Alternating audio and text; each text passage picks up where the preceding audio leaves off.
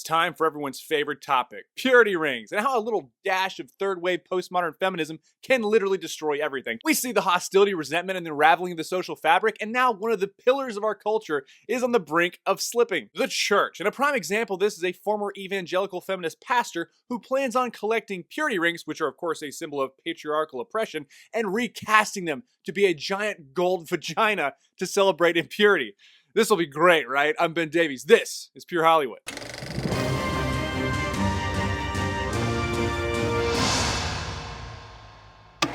First, let's talk about the patriarchal oppression for a second. Me and many of my friends growing up had purity rings because we wanted to be those knights in shining armor to promote chivalry and save ourselves for the one we'd love forever. So I wonder if this pastor will melt down some male feminist purity rings and recast them into a giant gold penis.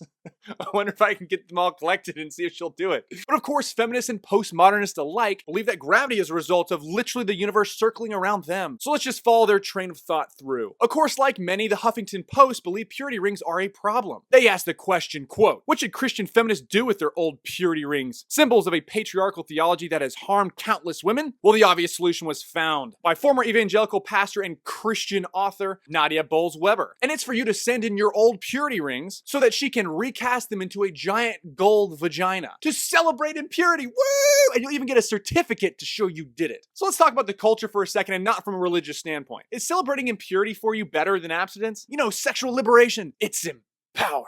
Tell me this, what physician would tell you? Oh, you want a more healthy reproductive system and less chance of contracting an STD? Try more sex. Use a condom and pills because those always work. Now, get out there and get after it. Or your therapist telling you, hey bro, do you want to feel more competent and respected as a man? Well, you need to go work on your game so you learn how to manipulate and disarm as many women as possible. And sleep with as many women as possible so you don't just feel like a giant dirtbag. And don't worry, when you get married, you're gonna say those magic words. And those old habits will never come back to ruin your family or marriage. Or your psychiatrist telling you, oh, you're struggling with relationships and self-worth? And that creeping feeling of being nothing more than a toy passed around by the varsity team? Just go have more sex, it'll play itself out. I think we can all agree that none of these are good for culture or society as a whole. And here's why purity is under attack. Society thrives on healthy relationships between the sexes, building a strong family and raising up the next generation, and living a life fulfilled with the people that you love. And one of the many tasks that aid and help achieving this goal is purity. It's at least something to shoot for so you limit the problems you encounter, and it has always been encouraged by the church and as a result, the culture. It was for men to be respectful and chivalrous against the dirtbags who seek to abuse and manipulate, and for women to be virtuous, so as not to have their hearts tainted and abused. Now, the culture already promotes completely otherwise. And when even the church fails, this is bad. Look, I'm not knocking anyone who's had sex before marriage. It is something incredibly rare and difficult today, even though I know many men and women both who have done this. And I get it, some churches do the whole shaming bit, which is absolutely ridiculous. Jesus never shamed anyone. He called you to have your body be a temple, to realize you're a child of God with value that is priceless, that is worth more than a cheap thrill. I mean, he literally stood between religious leaders who were trying to kill prostitutes. But even though virginity till marriage is more rare today, it does not mean it's not an exemplary goal to have. Purity is not something to be scoffed at for either one of the sexes. And I want to give you a little tip to know if your church is slipping. Bolz-Weber said, which I can only assume she's talking about her vagina, said, quote, this part of me is mine and I get to determine